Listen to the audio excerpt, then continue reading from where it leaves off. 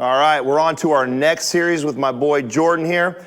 We are going to go over shoulder health and some of the go-to moves that you've incorporated, some of the moves that you've taught me. What are we going to start with? Yeah, so we need to look at the shoulder from like a very systematic approach, right? A lot of people just think of the ball and socket of the shoulder joint, but the shoulder is 4 joints. It's your SC joint, your AC joint, yes, your glenohumeral joint, the ball and socket of the shoulder, but also your scapulothoracic joint. So shoulder mechanics begins thoracic spine. A lot going on, right? Yeah.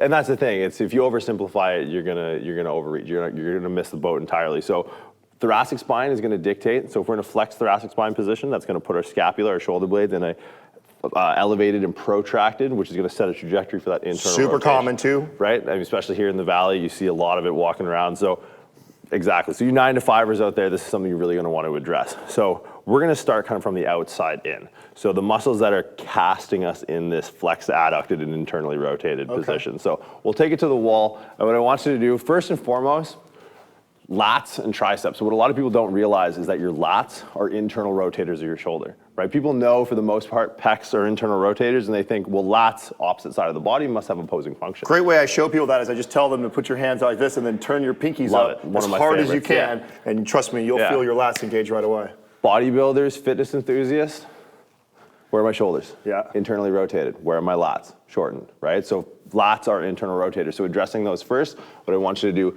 elbow reaches high, and not just elbow high from the humerus being up, but the shoulder blade elevating. Okay, so you're actually elevating the shoulder. So 2/3 of the range of motion of the shoulder, yes, will come from that ball and socket articulation, but the last third, that last, 66% of that 180-degree arcing range of motion, or whatever the math is, comes from the scapula's ability to set that trajectory for that ball and socket to move. So when we're reaching high with the elbow, I want you to reach from the shoulder blade, right? Now in this position, I'm already starting to bias internal rotation. Use your head, leverage back into external rotation. Now if we're trying to affect onto the lats, a lats, very complex muscle group. They're going to attach, the only muscle that attaches the humerus into the spine, but they also attach into the brim of the pelvis as well, right? So in this position, what I want you to do, take this leg here, drop it off, keeping that elbow high, flex the biceps, so we're going to get into a bit of that long-headed. See this right here, Doug? That's where he's dropping that hip. That's an important piece right there. Drop the hip, hand behind the head. Leverage the head back. Now we're putting that shoulder into more external rotation. Okay. So now we're going to get through the lats, long-headed tricep. I like that. Yeah. Good. So another function people don't realize, your triceps, most people know extenders of the elbow. Some bodybuilders will know extender of the shoulder, secondary extender of the shoulder, but when externally rotated, your tricep is an adductor. So think, Lee Priest in front of the mirror, Arnold in front of the mirror. What they're doing is they're externally rotating their shoulders, but they're adducting. They're using that long-headed tricep as an adductor. What are we doing here? Abducting.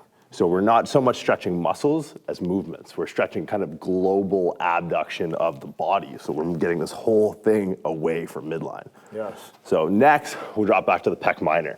So this whole movement is just gonna follow an arc, right? So we're elbows high. Now we're gonna drop back to 45 degrees, hand behind the head.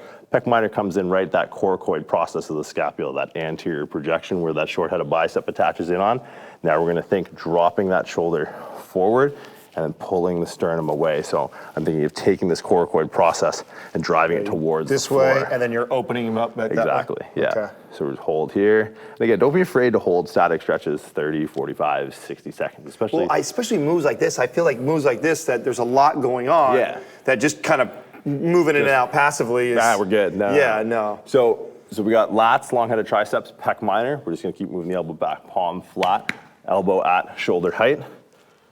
First, I want you to walk the chest in. So this is gonna be a pec major stretch. Okay. So from here, now we start rotating out. Okay. Right, so now we can intensify the stretch by just rotating that sternum away, keeping the palm flat, elbow at And now when you're height. in this position, do you feel like more of you is driving in or opening up? Drive in first, Okay. open up second. Okay. Yeah, so a lot of people will just get here and start opening up. I want that shoulder flush, and now we're gonna open up. Last but not least, long head of the biceps. So the long head of the bicep acts as a secondary flexor of the shoulder. So we have short head, goes into that coracoid process where that pec minor is gonna originate from. Long head goes up, supraglenoid tubercle of the scapula. So basically, it acts as secondary flexor, right? So To oppose that, the key to this is how we position our hand.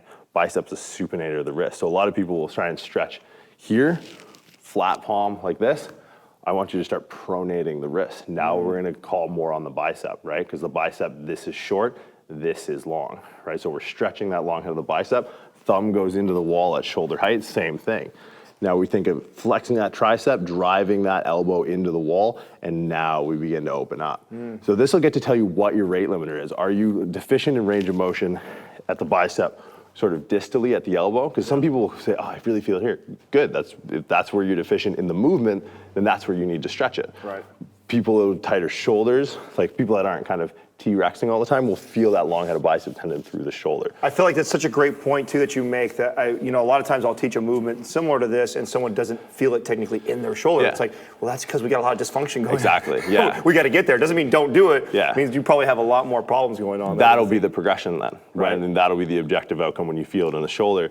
Then we've graduated to the next level. Awesome. We've graduated to that more centralized stretch that we're looking to get at from the start. Right on. Make sure you guys like, share, subscribe to our YouTube channel. Every single day we drop a new video for you guys. Also, after this video, you'll be able to direct link right to our 30 days of coaching for free with Mind Pump.